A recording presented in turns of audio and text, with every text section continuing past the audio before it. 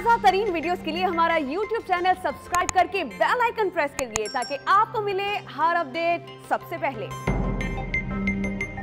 जान गई है, कौम ये पहचान गई है कि अगर इस मुल्क के हालात कोई ठीक कर सकता है अल्लाह ताला के फजल से, कोई इस मुल्क को मुश्किलात के भंवर में से निकाल सकता है तो उसका क्या नाम है?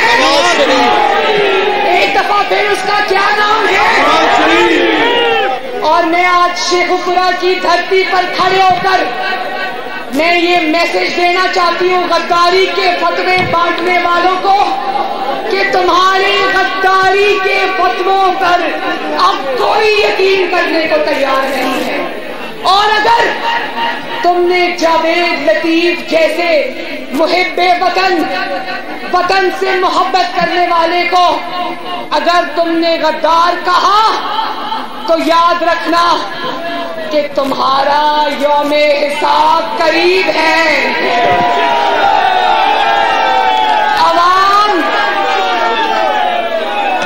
अवाम के फैसले अवाम पर छोड़ दो, अवाम के फैसलों को अवाम पर छोड़ दो और अवाम को और उनके लीडरान के दरमियान में से हट जाओ।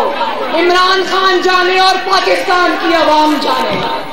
और ये भी मैं बता दूं कि मैं ना सिर्फ जावेद लतीफ जैसे शेर के साथ खड़ी हूं, नवाज शरीफ के बयानिए के साथ खड़ी हूं, बल्कि मैं आज हर उस शख्स के साथ खड़ी हूं जो नवाज शरीफ के बयानिए के साथ